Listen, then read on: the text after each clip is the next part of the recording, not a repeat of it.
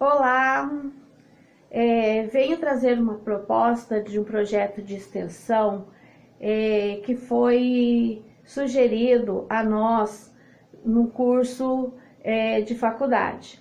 Então, assim, eu venho com essa proposta de trabalhar uma reflexão acerca do ensino de história no ensino fundamental. Bem, o título do nosso curso de extensão é O Professor e as Fontes Históricas no Processo de Ensino e Aprendizagem. Então, vivemos hoje momentos que vem trazendo mudanças, e mudanças significativas para o professor de história e demais áreas, disciplinares.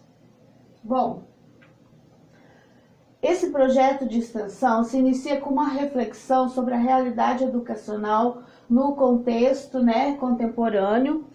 É preciso considerar que vive uma época de rápidas mudanças que promovem um forte impacto nas pessoas, nos grupos, nas instituições e nas relações humanas, Consequentemente, experiencia-se ao mesmo tempo vários tempos e espaços, o que gera controvérsias e questionamentos acerca do que já está estabelecido.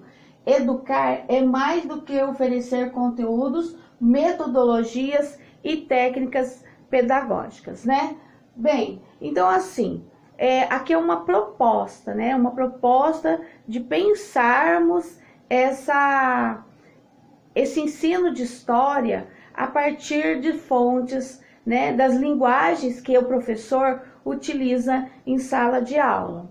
Bom, espero que vocês gostem, faz parte do meu curso trazer esse formato de pensamento, de proposta de trabalho, tá? Vamos lá. O objetivo do curso tem como proposta apontar a necessidade de novas concepções de ensino e aprendizagem na disciplina de história. Aqui nós vamos fazer um recorte, esse recorte é o ensino de história no fundamental, certo? O ensino de história, concepções e tendências. Bem, então, no Brasil, a história enquanto disciplina, ela surge no século XIX em relação, a esse ensino. Como será que era esse formato de ensino lá no século XIX? Bem, ela surgiu, então, nesse período, nos movimentos ali de novos pensamentos, de novas abordagens, vamos dizer assim, de uma educação, mas assim, era uma educação pensada mais no ensino tradicional. O que seria esse ensino tradicional? Esse ensino tradicional era aquele que o aluno era passivo, ele apenas ouvia, guardava, ele memorizava aquilo que o professor passava para ele de conhecimento. O aluno, ele não fazia parte nesse processo de aprendizagem, ele não tinha voz nesse momento, desse ensino tradicional ali do século XIX, quando surge a disciplina de história, certo?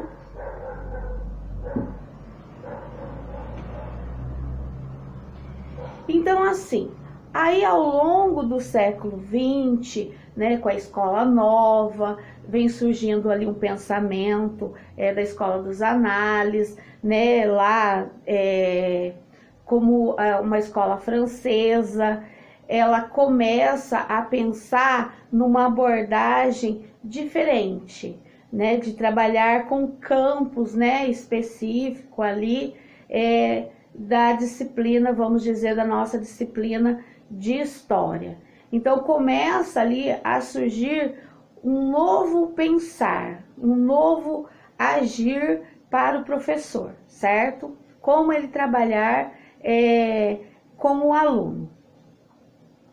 Então, nessa proposta, a discussão começa com a afirmação de que o conhecimento histórico é construído numa dinâmica, numa ótica diferente da tradicionalista, em que o aluno toma uma posição ativa, inserindo-se na construção desse conhecimento, né? Ele começa a participar daquilo que é proposto ali em sala de aula, né? O que se trabalhar enquanto conhecimento, interagindo com o educador a fim de que juntos possam chegar à meta de ensinar e aprender.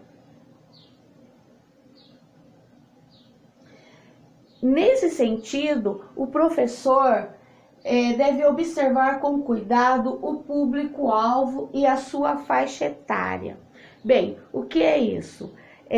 Como eu coloquei no início da minha fala, o professor, quando ele vai trabalhar determinado conteúdo ou colocar uma determinada abordagem de ensino, ele tem que pensar na metodologia, na linguagem que ele irá trabalhar com essas crianças, certo?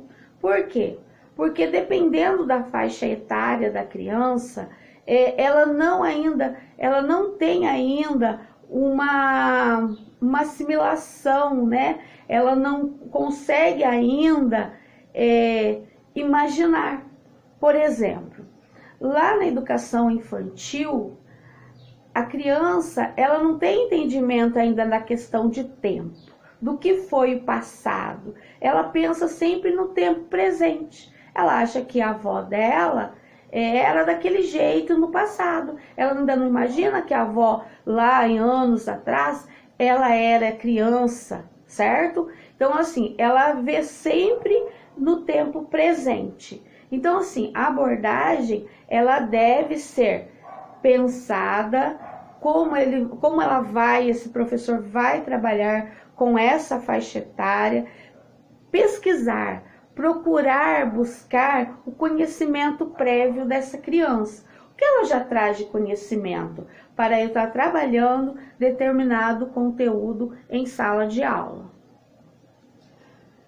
Bom, no ensino fundamental, principalmente de primeiro ao quinto ano, a aplicabilidade concorre à forma mais lúdicas.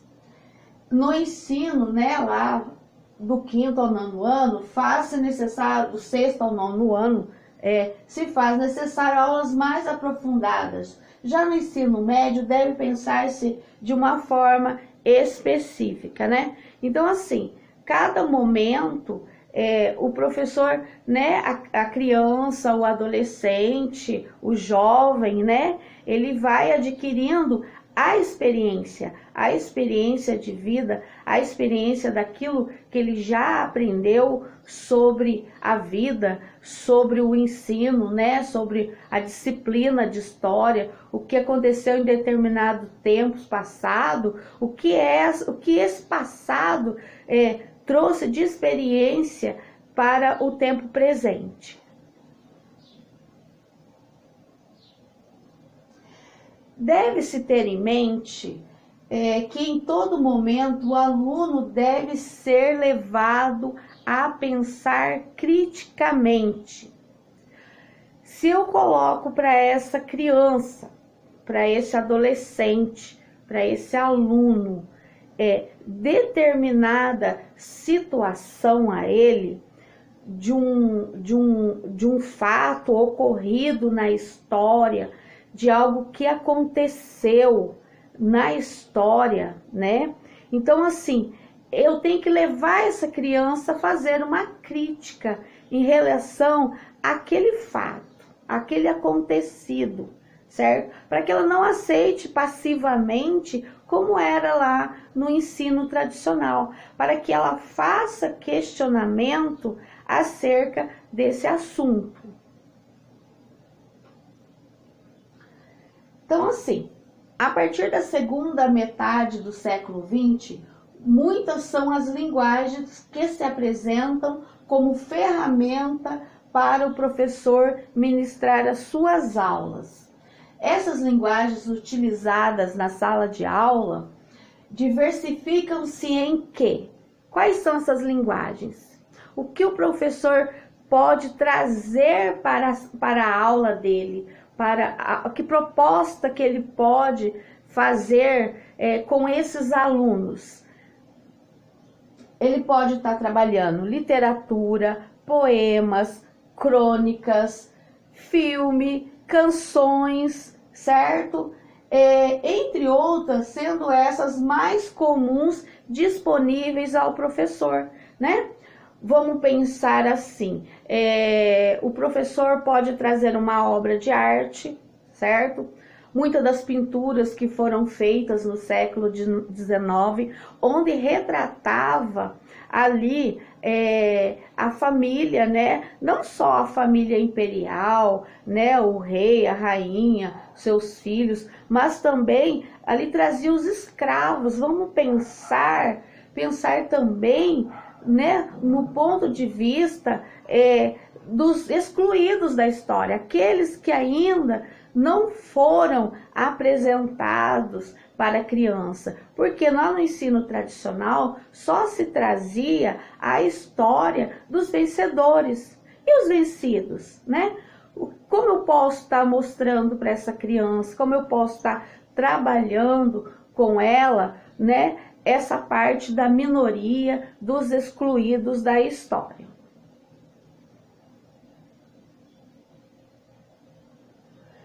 Bom, porém essas linguagens pode ser uma faca de dois gumes, certo? Por quê? Porque assim, por um lado trazem muitos benefícios para a construção do conhecimento, mas por outro, quando o professor não consegue trabalhar com esses documentos, certo? Essas linguagens, torna-se um grande problema, dificultando assim a edificação tranquila desse conteúdo. Então, assim, o professor, ele tem que, primeiramente, conhecer esse documento, fazer uma leitura desse documento, dessa linguagem que ele vai propor para trabalhar o ensino de história com as crianças, certo? Por quê? Porque se ele não tiver um conhecimento daquele documento, ele vai se atrapalhar e não vai conseguir estabelecer uma boa aula, umas discussões em torno desse documento, né? Tornando assim, às vezes, as crianças ficarem passivas só ouvindo ele falar, ele fazer uma leitura, e a proposta não é esta. O professor faz-se necessário, né, certo aprofundamento e estudo a respeito das novas linguagens para que possa utilizá-las de forma produtiva em sala de aula.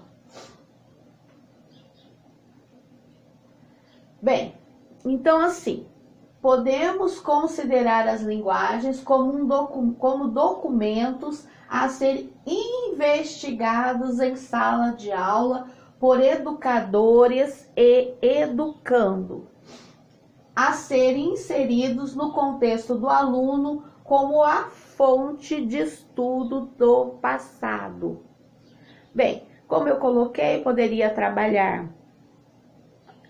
o quadro, né, os quadros de Debré ou outros, né, que tem daqueles do século XIX, mas vamos falar um pouco mais assim, algo mais próximo da criança, tá? Do ensino fundamental, desse meu aluno.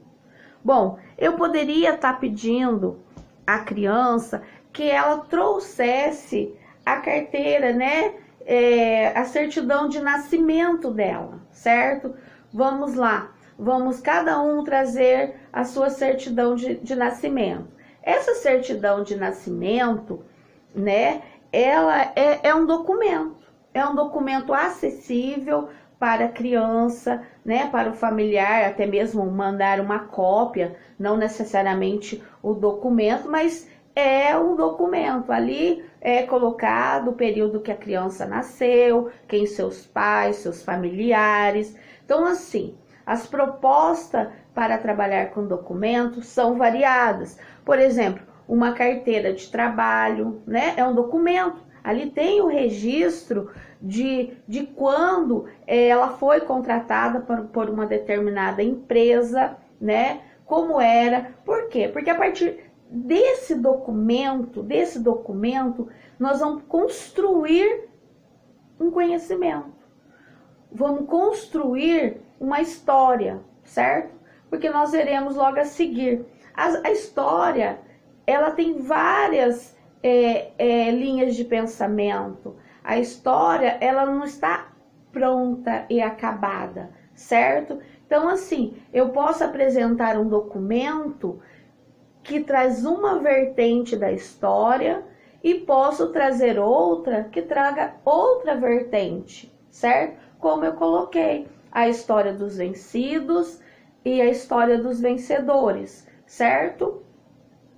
Bom, por exemplo, aqui ó, um documento, certo? Esse é um documento do Estado em relação às diretrizes curriculares nacionais para a educação infantil.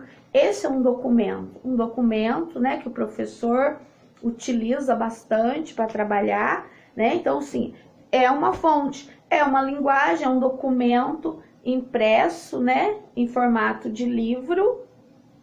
Bom, então vamos lá.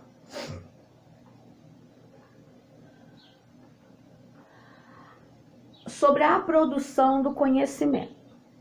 A produção de conhecimento histórico no cotidiano escolar foi uma das questões mais debatidas nos anos 80. Por quê? Porque foi debatido, né? Porque há uma abertura, né? Uma abertura, nós estamos saindo já nos finais do processo, né? De uma militar, vamos estar entrando numa nova abertura econômica, numa nova democracia, num novo pensar, vamos dizer, numa liberdade maior de pensamento, né? Não estávamos ainda numa ditadura militar, já estavam saindo desse período. Então, assim, ali vem pensando as propostas curriculares, como professor de história, os currículos, vamos lá, estava se organizando os currículos, né, pensando no ensino de história nesse momento aqui. O que faz parte para nós nesse momento é sobre o ensino de história. Então, assim, estamos se preparando currículos, organizando como deveria ser a nova proposta. Vale colocar que qualquer fonte nunca vai traduzir o passado de forma completa e objetiva, como eu já coloquei, né? Então, assim, nenhuma fonte, né? Fala assim, olha, essa fonte é única e verdadeira. Isso já foi lá no século XIX. Nós hoje, né? Uma ideia se sobrepõe à outra. Um pensamento traz modificações. Um novo objeto de investigação vai trazer outras respostas, então ela não é acabada. Ensinar história é considerar os conteúdos a partir da possibilidade de construir com os alunos novas questões diante desses conteúdos, diante desses temas propostos pelo professor no ensino de história, certo? A possibilidade envolve analisar o quê? O que eu vou analisar nesses documentos, certo? São as evidências, né? O que esse documento ele está trazendo? O que ele está mostrando para mim? Quais as evidências, certo? E aí, o que eu vou fazer com essa criança? Vamos levantar hipóteses, né? Vamos começar aí a pensar, a criar hipóteses sobre determinado acontecimento, certo? Dialogando, né, com esse sujeito, com os tempos, os espaços, quando aconteceu, que local aconteceu determinado fato histórico. Então vamos falar um pouquinho da ação docente. A ação docente não é apenas um ato individual, ele é construído junto com o outro, com o quê? Com esses alunos, com esses documentos, essa linguagem, certo? Mas é também um ato coletivo. Ainda que se destacar que se o professor possui suas visões de mundo, seus valores, sua ética, que norteiam sua vida pessoal e profissional, porque o meu eu, né, a minha subjetividade, ela não se afasta do meu profissional. Ela vai existir, porque aquelas experiências que o professor adquiriu ao longo de sua vida, ao longo da sua vida profissional, ao longo da sua vida familiar, dos seus processos na vida. Então, assim, ele não se separa, o professor não se separa do seu eu, né, pessoal e o seu eu profissional. Então, assim, por isso a importância de estar dialogando com essas crianças e percebendo o que elas trazem também de conhecimento da vida, certo? Assim o professor não vai se tornar autoritário, que vai impor determinado conhecimento para essas crianças sem uma reflexão acerca dos fatos. O professor deve analisar as várias dimensões histórica, social e cultural que permeiam sua atividade, assim poder decidir conscientemente e com autonomia frente às necessidades sociais e educacionais, né? Por quê? Porque além de eu já trazer as minhas experiências passadas, eu tenho que pensar no momento atual. O que esse momento atual está trazendo para mim sobre determinado assunto? Eu posso pensar isso hoje. Amanhã eu tenho outras possibilidades de pensar determinado assunto. Então, assim, eu tenho que pensar nesse momento hoje. Enfim, utilizar tais propostas em sala de aula significa não perder de vista o que? A criatividade. Deve ser de fundamental importância, desenvolvendo a construção do conhecimento, firmada numa dinâmica que envolve o aluno. Então, tem que ocorrer essa dinâmica na construção do conhecimento histórico. Todo método busca investigar uma verdade parcial a determinado grupo e por isso tem sempre que ter um fim a alcançar, assim como os projetos sem uma meta não oferecem um caminho certo a seguir, certo? Então, assim, é uma verdade parcial, mas eu tenho que ter um fim a alcançar, né? Eu tenho que alcançar qual que é o meu objetivo? Por que eu estou levando determinado conhecimento, determinado assunto para a sala de aula? Ou porque esse aluno me trouxe determinada angústia, que ele quer tanto saber o que aconteceu naquele momento? Por que os escravos, né? Porque como era a forma de trabalho lá, vamos pôr lá no terceiro ano, né? Que está trabalhando essas questões assim da produção do açúcar, de como era a vida social daquele escravo, daqueles senhores ali. Então, assim, eu tenho que ter um fim para... Por que trabalhar esse assunto? O que eu quero? Onde eu quero chegar com esse conhecimento, com esse tema, com esse assunto?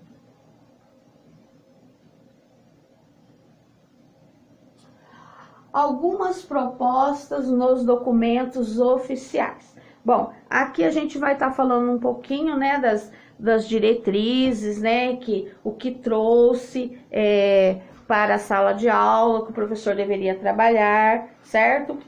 São vários os documentos. Hoje nós podemos colocar aí, temos a BNCC que está trazendo, que está norteando algumas questões, né, novas, né, da 2017.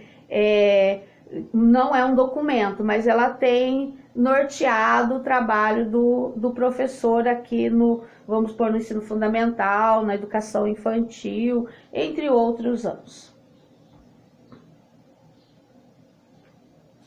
Então vamos lá.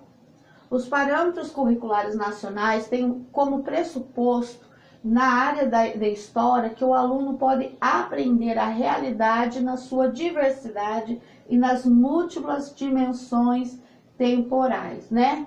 Então, assim, nós temos que trabalhar as questões da diversidade, né?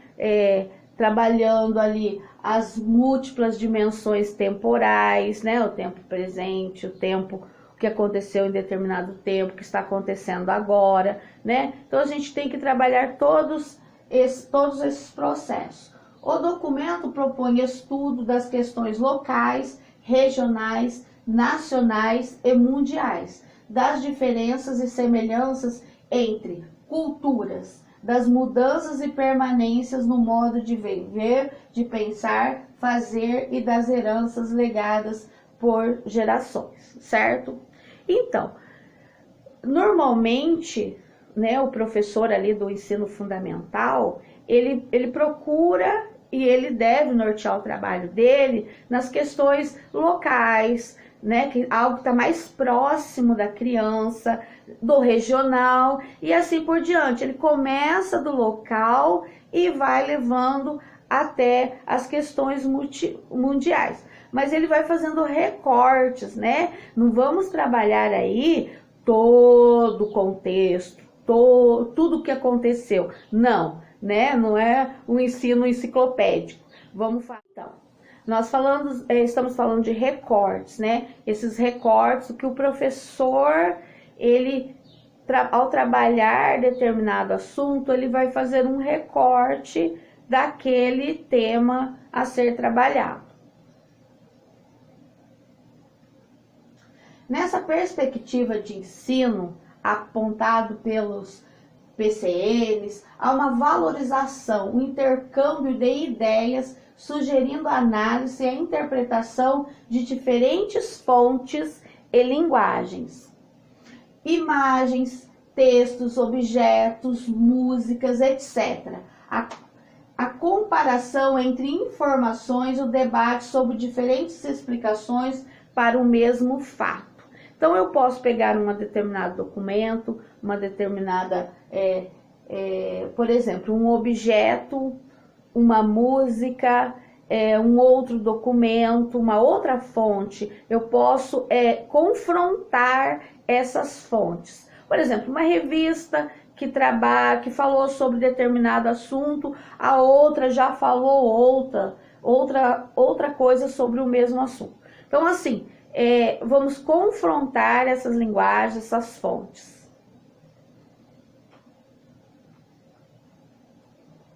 Então, aqui eu vou agora colocar assim, toda essa fala minha, toda essa questão do ensino de história, ele está embasado em alguns autores. E eu vou trazer um pouquinho que esses autores falaram sobre esse assunto.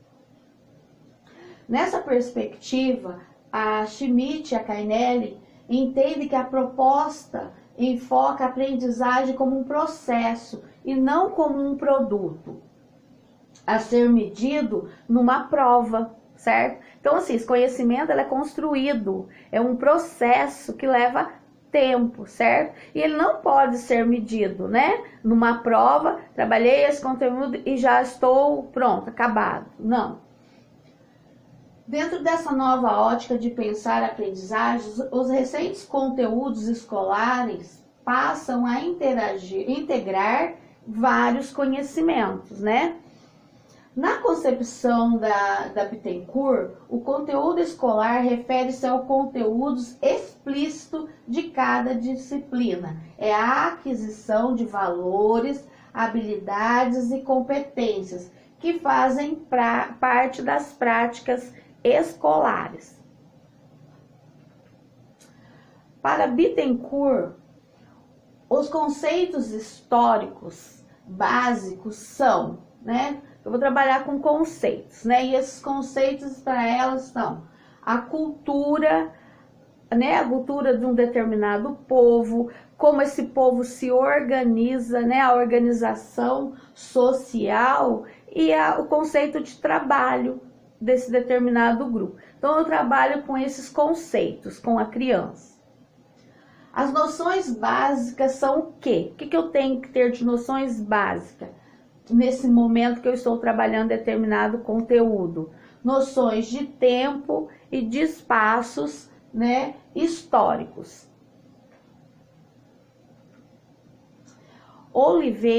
Em Oliveira, ela traz o seguinte, ela afirma o seguinte: trabalhar o tempo enquanto noção básica para a aprendizagem histórica é investigar o que o aluno, para que estabeleça relações cognitivas entre a forma como pensa, como vive, compreendendo historicamente este pensar e viver, para que possa aprender sobre formas diferentes de pensar e viver, para aquém e além do seu tempo vivido, Esse aluno, ele precisa ter um conhecimento, ele precisa saber o que aconteceu no passado para ele fazer uma leitura do presente dele, O que levou a situação atual, o que aconteceu lá no meu passado que trouxe esse problema ou essa situação no tempo presente.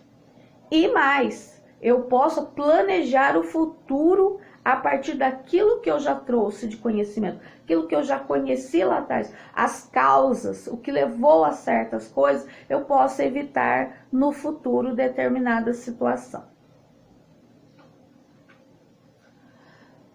Para que esta aprendizagem possa se constituir, é imprescindível trabalhar com o aluno na perspectiva de levá-lo a uma atitude de abstração. Então, assim, ele tem que abstrair, ele tem que fazer uma reflexão acerca do acontecido.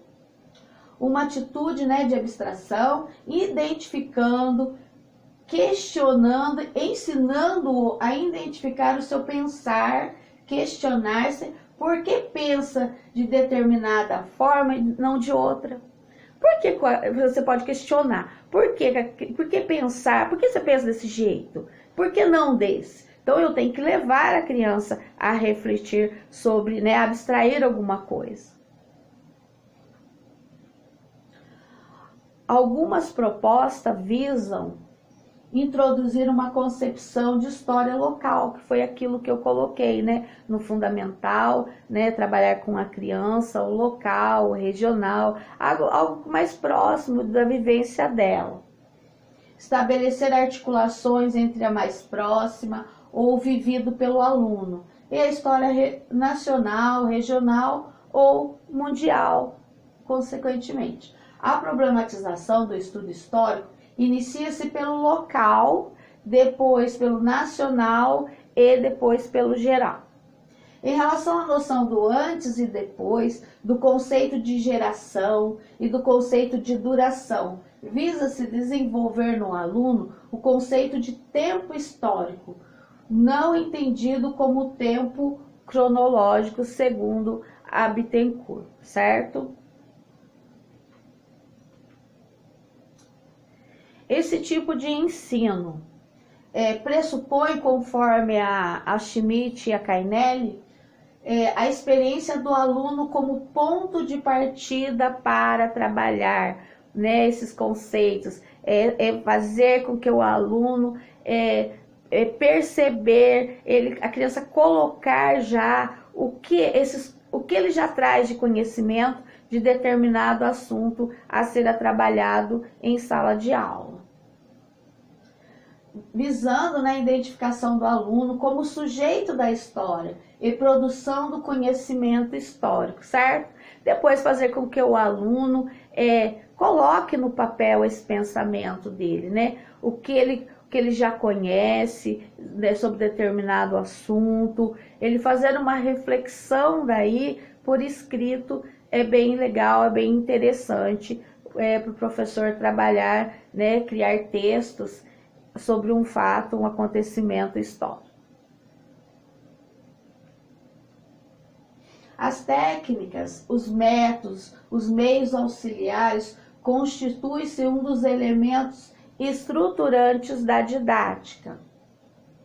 Hoje as publicações específicas sobre o ensino de história não teorizam mais sobre o método ou os métodos do seu ensino, apenas apresenta uma série de alternativas para superar o método tradicional, expositivo e memorístico, né? Então, assim, aqui as autoras colocam, né, que hoje a gente não trabalha só com uma metodologia, só com uma forma de trabalhar, mas assim, apontam várias possibilidades de trabalhar, porque senão tornaria o ensino tradicional como era no século XIX, no início do século XX. Na visão da Schmidt e da Cainelli, uma das principais finalidades da aprendizagem histórica é a formação de uma consciência crítico-genético, baseada em princípios como liberdade, democracia, direitos humanos, fundamentos de uma formação para a cidadania, né? O que eu quero formar? Quero formar um cidadão crítico, um cidadão pensante, né? Para a vida. Essa finalidade leva em consideração o fato de que o professor e aluno fazem parte de um coletivo e de um social. Isso compreende que o passado um dia foi o presente e o futuro de alguém, que a sociedade é como é por decisões tomadas por pessoas que viveram antes de nós e fizeram ser. Então, a segunda significa, né? Como eu vou trabalhar, né? O que eu quero, o que eu busco nesses documentos. O uso tradicional dos documentos históricos no ensino os colocava como prova irrefutável. Então, lá no século XIX, esses documentos não eram questionados. Esse documento era o início e o fim a ser transmitido para esses alunos. Assim, um documento histórico era a prova real, legitimação do discurso do professor, incorporando um ensino centrado na figura do educador. Então, assim, era só o professor. Era o professor que era o conhecedor de tudo e passava esse conhecimento. Bem, então assim surge a renovação. A renovação historiográfica ocorrida no século XX mudou as concepções de documento histórico e da relação do historiador com esses documentos. O documento passou a ser encarado como produto da sociedade que o produziu. Essa nova concepção implica repensar seu uso em sala de aula, pois permite o diálogo do aluno com a realidade passada, desenvolvendo um sentido e uma análise histórica. Essa nova concepção exclui qualquer tipo de relação autoritária. Então, assim, perdeu-se o autoritarismo, certo? Sobre aquele documento como fim. Existem documentos denominados fontes primárias e outros fontes secundárias. Então, vamos ver um pouco sobre essas fontes primárias e essas fontes secundárias.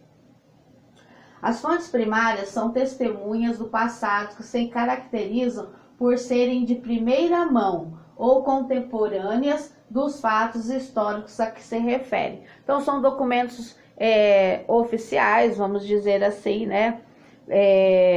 Como as leis de diretrizes e base, né? A Constituição Federal. Então, são documentos primários. Ou pode ser também a história, né, dentro de uma história oral, a história de vida de uma pessoa, ela contando, né, o que ocorreu em determinado tempo.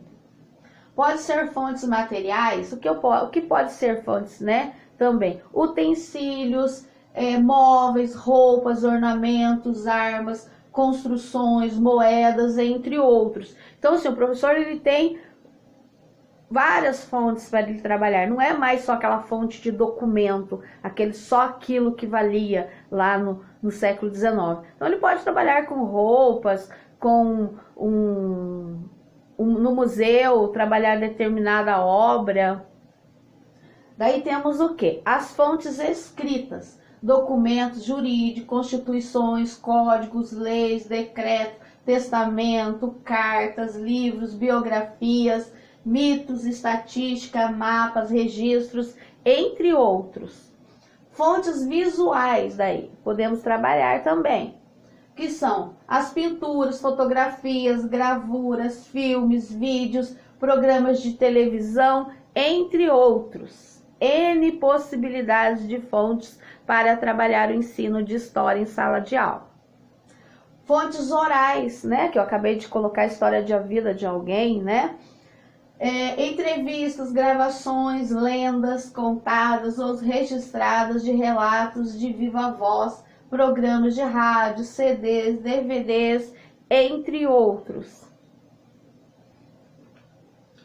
Daí, o que são fontes secundárias? Aquela que eu coloquei são fontes primárias. As fontes secundárias são registros contendo informações sobre os conteúdos históricos resultantes, né, de uma elaboração realizada. Por exemplo, vou colocar aqui o livro didático, certo? Aqui o livro, ele tem uma releitura, certo? Ele já foi feito, já pegou um documento e alguém fez uma releitura de determinado fato, certo? Ó, temos a BNCC, né, que é de uma revista aqui, que ela fez uma leitura, né, sobre a BNCC e as propostas. Então, são fontes secundárias, certo? Mapas históricos, gráficos, entre outros. Complementando a exposição acima, com base no pensamento de Schmitt, Cainelli e Bittencourt. Comenta que o uso didático de documentos é visto por muitos professores como um instrumento pedagógico eficiente e insubstituível, uma vez que possibilita o contato com o real, com as situações concretas de um passado abstrato e favorece o desenvolvimento intelectual do meu aluno. Bom, agora a gente vai trazer umas considerações finais aqui. Portanto, a tarefa de educar exige muito mais do que ser professor. Exige comprometimento ético e política. É uma constante interpretação da realidade como um todo. Nesses imperativos, o professor deve buscar as bases para suas práticas pedagógicas. Cabe a ele compreender que nada do que foi feito está concluído, pois a educação é um processo que continua caminhando, exigindo novos desafios, promovendo novos questionamentos. Assim, ser educador é criar e recriar através do movimento do tempo e da história. Então, essa foi um projeto de extensão.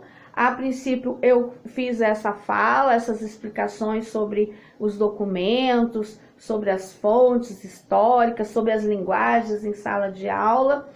Assim, eu vou propor algumas as atividades, vou propor um filme que é bem interessante, que são Os Narradores de Javé. É um filme muito, muito legal. Eu vou colocar o link para vocês, entre outros documentos para ser analisado por esses que irão assistir esse projeto de extensão, certo? Eu agradeço a participação de todos.